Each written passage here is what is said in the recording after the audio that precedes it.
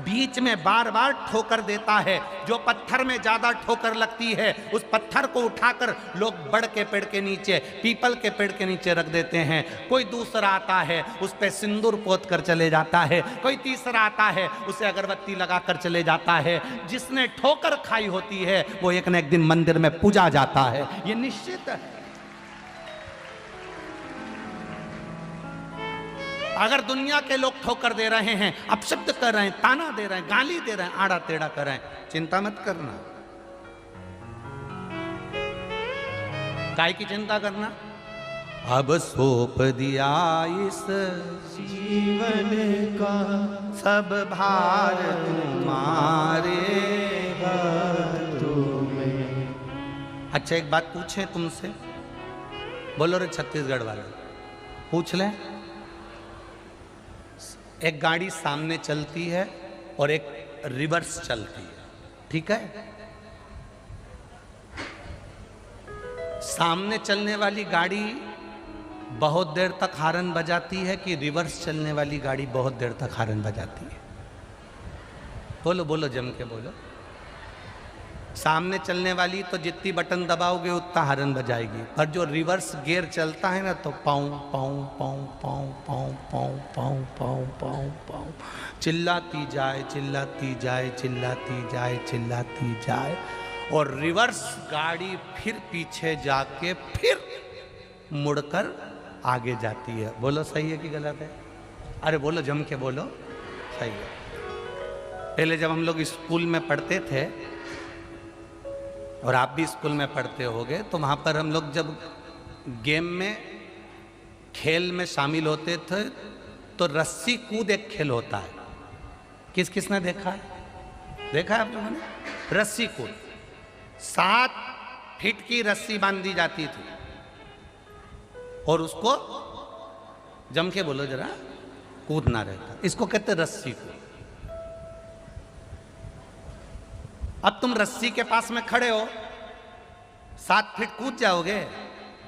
अरे जम के तो बोलो, नहीं। क्या करना पड़ेगा? रिवर्स गियर लेना पड़ेगा। चले जाओ, चले जाओ, चले जाओ। 200 मीटर की दूरी पर खड़े होगे तो लोग तुमसे पूछेंगे, पागल है, रस्सी तो वहां थी, तू यहां क्या कर रहा है? अरे तुझे नहीं मालूम, रिवर्स लिया है गियर गाड़ी, फिर जब आगे बढ़ेगी तब देखना। वहीं 7 फीट की रस्सी को वहीं पर खड़े होकर कूदोगे तो पार नहीं कर सकते, पर थोड़ा पीछे सरक कर दौड़ कर जब चलोगे 7 फीट क्या 8 फीट कूद सकते हो, ये निश्चित है। आज के समय में, कलिकाल के समय में आप रिवर्स गियर ले रहे हो। कौन सा गियर है तुम्हारा? रिवर्स।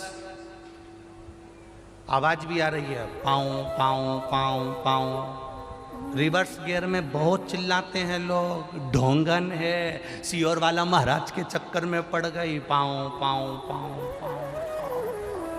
मंदिर जा रही है जल चढ़ाने, क्या होता है जल चढ़ाने से? क्या होता है रुद्राक्ष पहनने से? क्या होता है समी के पत्ते चढ़ाने से? क्या होता है बेलपत्र चढ़ाने से?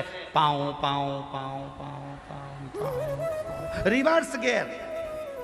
आज के जमाने में, पढ़े लिखे युग में, आज के पढ़े लिखे जमाने में जहां डॉक्टर इंजीनियर सारी दुनिया के लोग चांद पे चढ़ रहे हैं, पाँव पाँव पाँव पाँव रिवर्स गियर है।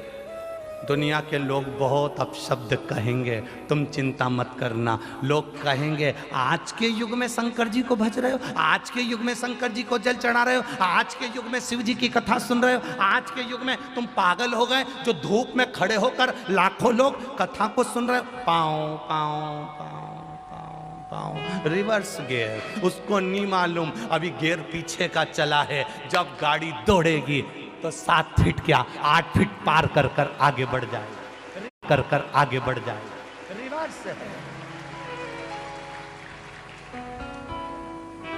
तो तुम कौन से गियर में बैठे हो? जम के बोलो, रिवर्स गियर में। दुनिया के लोग पाँव पाँव करेंगे, घर के लोग भी चिल्लाएंगे, पागल हो गई है, काय को कथा में जा रही है। भीड़ पड़ रही है, गर्मी पड़ रही है, पाँव पाँव पाँव पाँव गांव के लोग बहुत करेंगे, बहुत चिल्लाएंगे, तुम चिंता मत करना। जो गाड़ी रिवर्स में चिल्ला चोट इसलिए करती है, पीछे से हट जाओ रे, पीछे से हट जाओ रे, टकरा जाओगे रे, जो हमारे सामने आएगा चूर चूर हो जाएगा। हम सब इकट्ठे भोलेनाथ के पट्टे, बोल बम का नारा है, बाबा एक और रिवर्स गाड़ी बहुत पार उतर गई। 7 फीट की रस्सी क्या 8 फीट ऊंचे। अब दुनिया के लोगों को चिंता लग गई, अभी तक तो धक्के खाती थी, इसकी तो लड़की भी अच्छी पढ़ रही है, इसका तो लड़का भी अच्छा पढ़ रहा है, इसके यहाँ तो जॉब लग गया, इसके यहाँ तो बताओ गजब का काम हो गया, भगवान ने 2 मंजिल का मकान बना दिया, कहाँ झोपड़े में रहती थी, धीरे धीरे धीरे धीरे बढ़ गई। इसको क्या मालूम रिवर्स गाड़ी गई थी और आगे बढ़ गई। ये शिव की कृपा है, ये उसकी उदार। खाली न जाता कोई,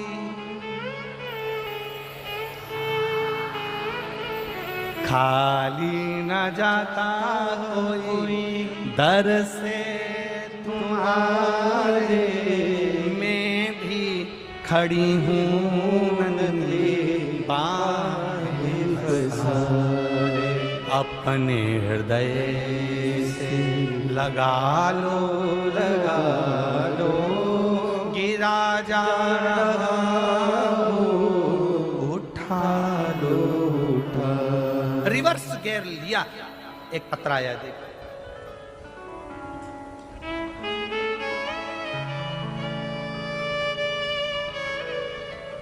मैं यशवंत यादव, उम्र 24 वर्ष, निवासी खुर्सीपार भिलाई से आया हूं। कहीं बैठे हैं यादव जी तो हाथ हिलाइएगा। मैं यशवंत यादव, उम्र 24 वर्ष, निवासी खुर्सीपार भिलाई, मेरा मोबाइल नंबर ये है। कहीं बैठे हो यादव जी तो हाथ हिलाइएगा, कहीं बैठे हो तो अपना हाथ अवश्य हिलाएं। कहीं दिख जाए तो आप लोग भी बता सकते हो। खुर्सी पार से आए हैं, मैं यशवंत यादव।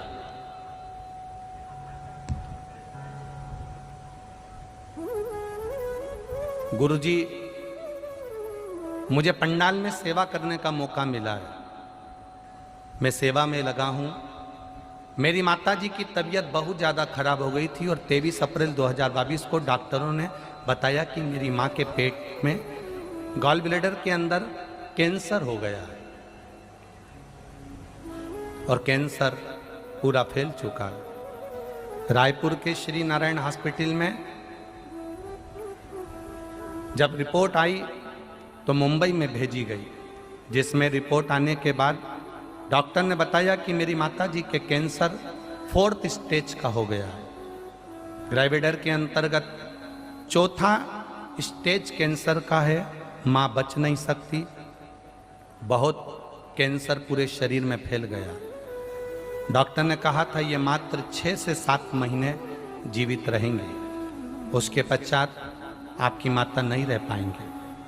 मैं बहुत परेशान था गुरुदेव। तब लोगों ने कहा कि आस्था चैनल पर आने वाले कथा को सुनो। मैंने आपकी कथा श्रवण करना प्रारंभ करी और पशुपति व्रत करना प्रारंभ किया।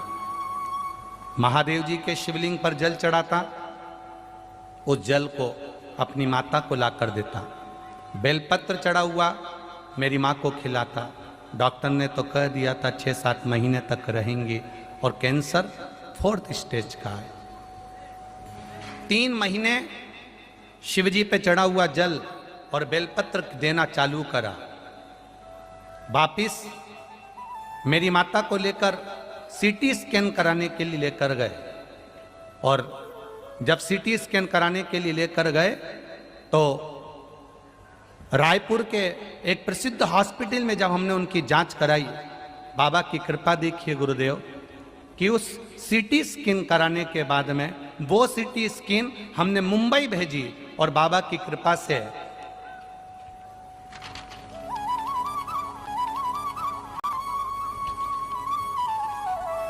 चौथे स्टेज का कैंसर समाप्त हो चुका था। ये बाबा को बड़ी भक्ति का बल है। ये कैंसर था और कैंसर जब समाप्त हुआ, उस दोनों की रिपोर्ट मैंने इस फाइल में लगाई है डॉक्टरों की, जो इस फाइल के अंतर्गत लगी हुई है। चौथे स्टेज का कैंसर, इन्होंने एक बात बहुत अच्छी लिखी है,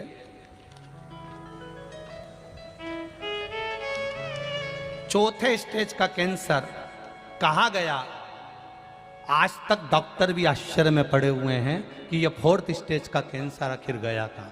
अर्थात यादव जी दवाई लिए, औषधि लो, मना नहीं है, डॉक्टर को भी दिखाओ, मना नहीं, सारी जांचें भी कराओ, मना नहीं, पर उन औषधि को लेते लेते भी भगवान पर विश्वास रखिए क्योंकि डॉक्टर भी एक ना एक समय कह देते हैं कि अब उसके हाथ में है। आप विश्वास कर चलो। हम ये कभी नहीं कहते कि आप डॉक्टर को मत दिखाओ या औषधि ना लीजिए या आप दवाई ना लीजिए या जांच ना कराइए, कराओ। डॉक्टर भी मेरे शंकर का एक रूप होते हैं, डॉक्टर भी मेरे शिव का एक स्वरूप होते हैं, वो भी मौत के मुंह से लोगों को बाहर निकाल कर लेकर आते हैं, उनके रूप में भी शिव बसता है, सहजता नहीं है। पर उनको दिखाते दिखाते साथ में शिव की भक्ति भी करो।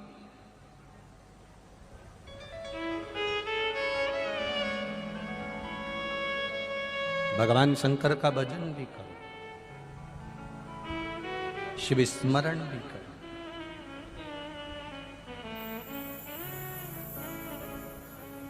रोग, बीमारी, तकलीफ, कष्ट, ये सब हमारे कर्म के अनुसार हमारे पास आते हैं,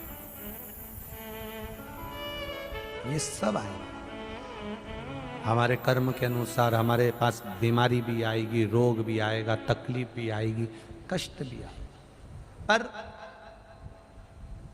कर्म का भोग तो हमें भोगना है, पर भगवान के भजन के साथ अगर हम इस कर्म के भोग को भोगेंगे तो हमको ज़्यादा कष्ट नहीं होगा, ज़्यादा तकलीफ नहीं होगी। फोर्थ स्टेज का कैंसर का मतलब होता है कि व्यक्ति बच ही नहीं सकता, रह ही नहीं सकता।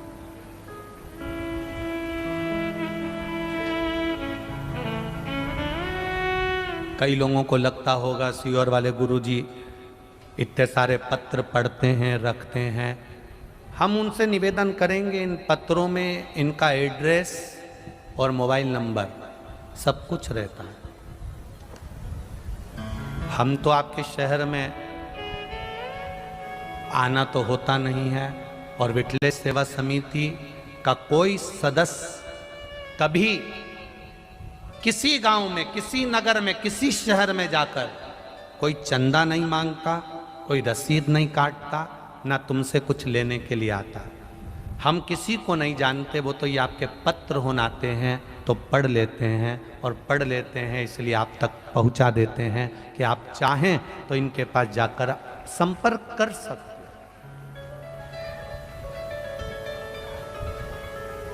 और हम किसी का भाग्य लिखना भी नहीं जानते, हमें कोई किसी का लेख लिखना नहीं आता कि तुम कहाँ से आए हो, क्या तुम्हारा नाम है, क्या तुम्हारे पिता का नाम है, तुम क्या करोगे, क्या नहीं करोगे, हमें कुछ भी नहीं आता।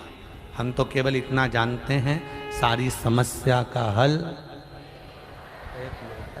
इससे ज़्यादा हम कुछ भी नहीं जानते। अंधविश्वास, ढोंग, प्रपंच, छल, कपट, बेईमानी, इन सब से दूर हटकर आप अपने महादेव को कुछ मत दो, केवल एक लोटा जल चढ़ाने का नियम बना लो।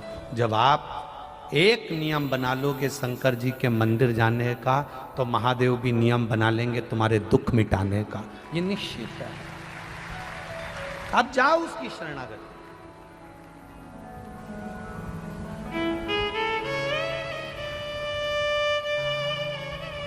मैं कौन से कपड़े पहनूं, जो घर के लोगों को अच्छा लगूं, ये हमारी सोच होती है।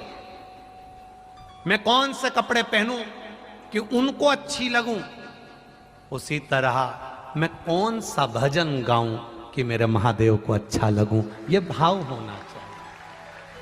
हम कौन सा भजन करें, हम कौन सा कीर्तन करें, हम कौन सा मंत्र जाप करें, हम कौन सा स्मरण करें।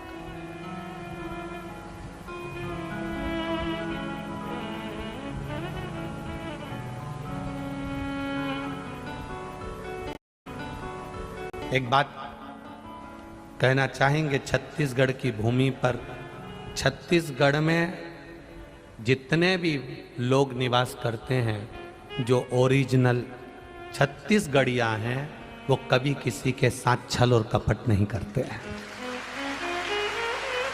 कभी नहीं करेंगे।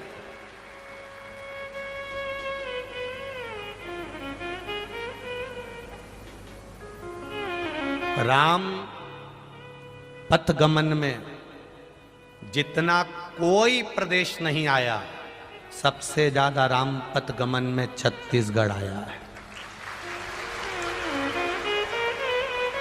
राम पथगमन में कोई प्रदेश इतना नहीं आया जितना छत्तीसगढ़ आया है।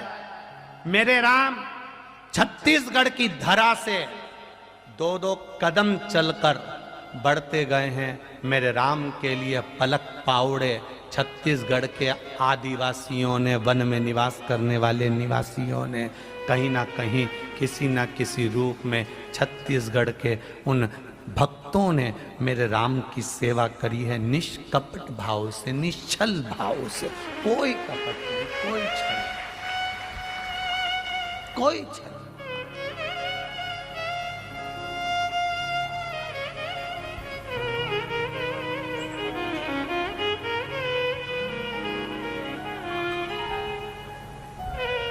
निष्कपट भाव, वो उसको कोई मतलब नहीं।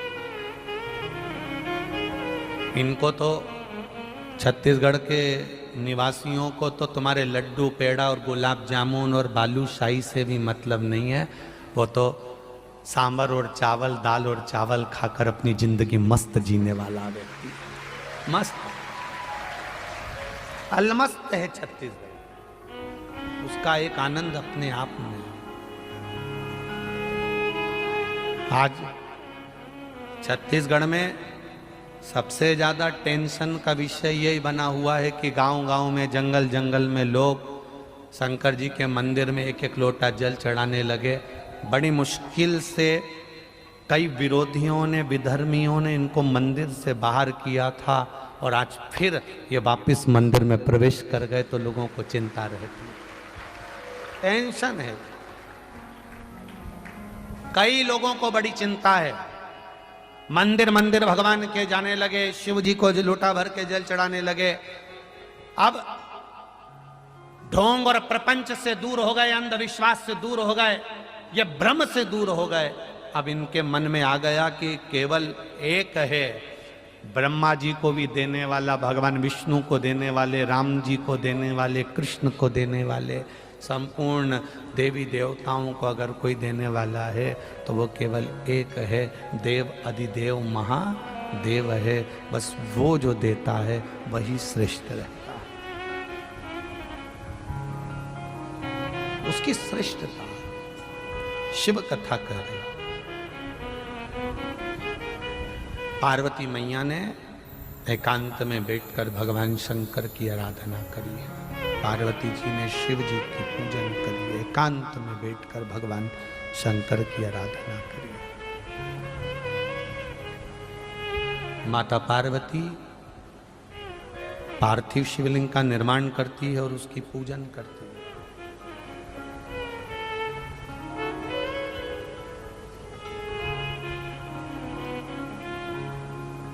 मेरी जीजियों और कथा पंडाल में बैठे मेरे जीजाओं, एक निवेदन आपसे करना चाहूंगा। ज्यादा आपसे कुछ नहीं बने ना,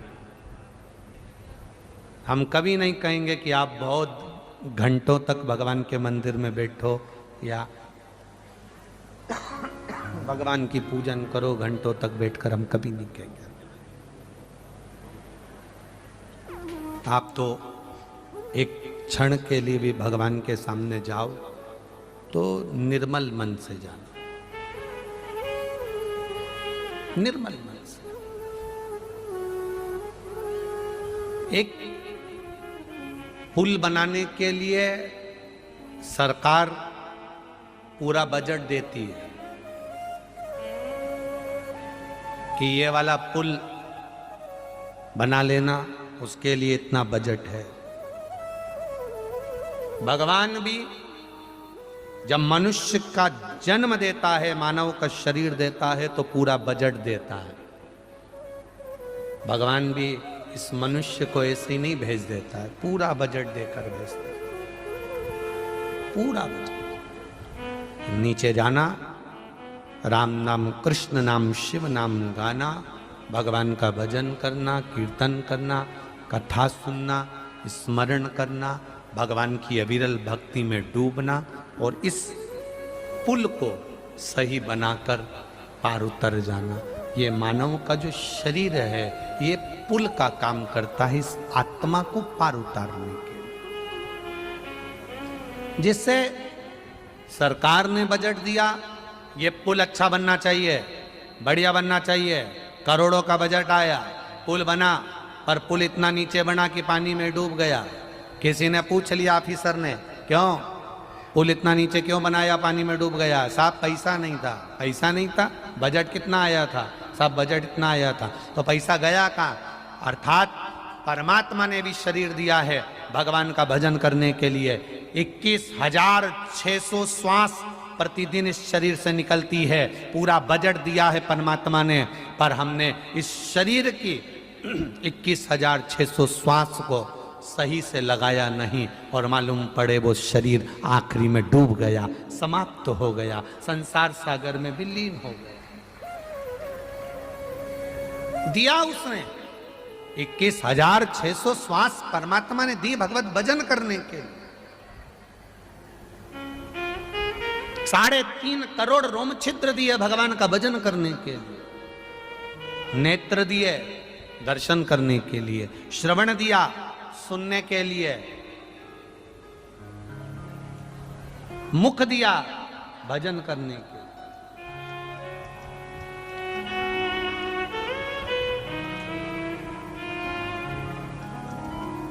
पर हम नहीं कर पाए। कहां कर सकते? ना राम नाम लीनो तूने भरी जवानी में, तो डूब के मर जा रे चुल्लू भर पानी में। इतना सुंदर शरीर दिया था, इतना अच्छा शरीर दिया था, उसको हमने भगवान की भक्ति में नहीं लगाया।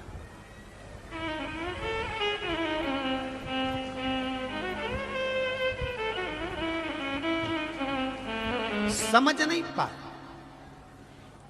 हीरे को खोजते रहे और दर्पण छोड़ दिया।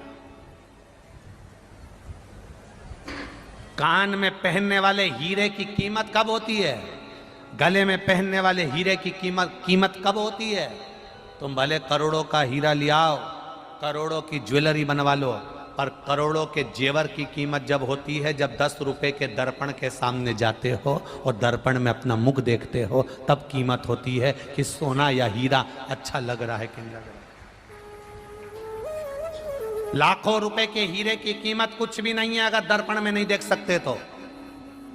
दर्पण में जब चेहरा देखते हो, 10 रुपए का दर्पण करोड़ों रुपए के हीरे की चमक दिखाता है, और अगर दर्पण नहीं होगा तो करोड़ों का हीरा भी बेकार है। उसी तरह ये मन, ये आत्मा, ये चित्त, ये परमात्मा का दर्शन करा देती है अगर भजन है तो, और अगर भजन नहीं तो कहां कीमत होगी। करो उसकी कीमत। पार्वती जी कर रही हैं शिव जी की पूजा एकांत में बैठकर।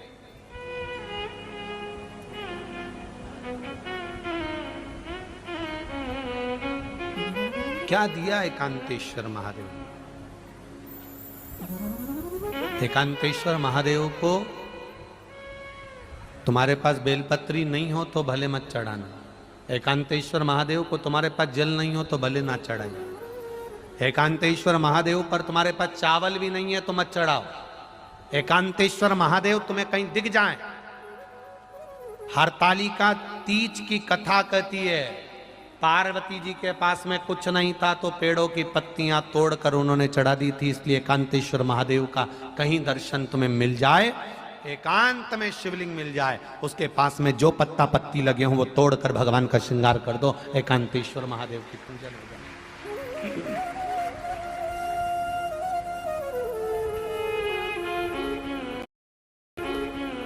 हरतालिका तीज का व्रत आप लोग करते हैं तो आपको मालूम होगा, सब तरह की पत्ती तोड़कर शिव जी को चढ़ा दो, सब स्वीकार।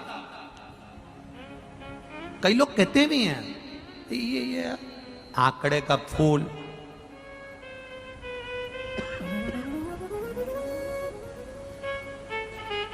ये कितना जहरीला फूल, आप इसका दर्शन करेंगे, आंख का फूल कितना जहरीला, इसका पत्ता तोड़ो या फूल तोड़ो और उसका दूध आंख में चला जाए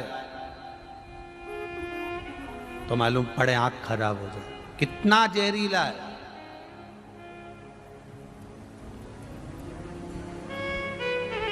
कनेर कितना जहरीला है, पशु भी नहीं खाता।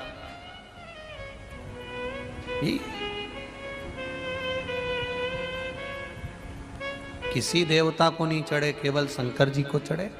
धतूरा किसी देवता को नहीं चढ़े, केवल शंकर जी को चढ़े।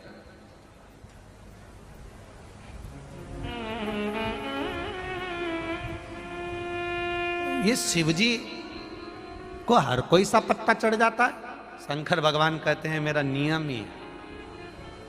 ये दुनिया के जो लोग हैं ना बड़े चतुर होते हैं, जो 10 का नोट, फटा हुआ नोट, गला हुआ नोट, 5 का नोट, 10 का नोट, 20 का नोट, 50 का नोट, 100 का नोट जो फट गया, गल गया, सड़ गया, किसी काम का नहीं, जो दुकान पे भी नहीं चले, वो मंदिर में चले।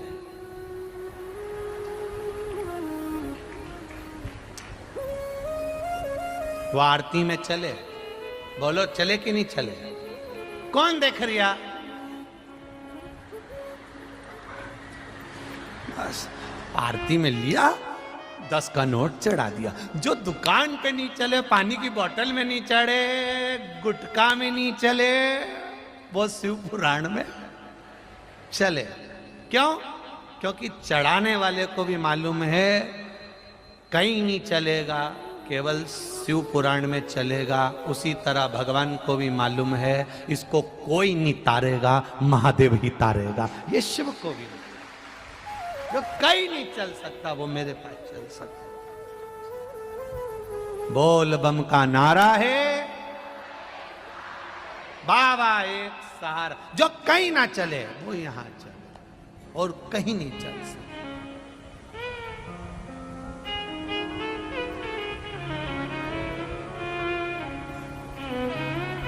हम इसीलिए लोग कहते हैं ना, देख लिया संसार हमने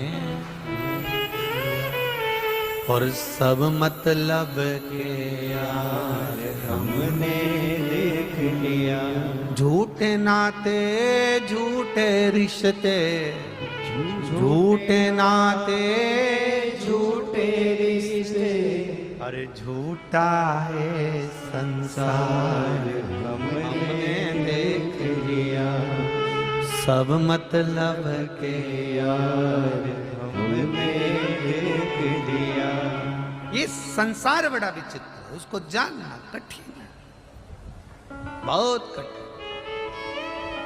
इसीलिए शिवाय शिवाय शिवाय ओम नमः शिवाय, शिवाय शिवाय शिवाय ओम नमः शिवाय। बोलो शिवाय शिवाय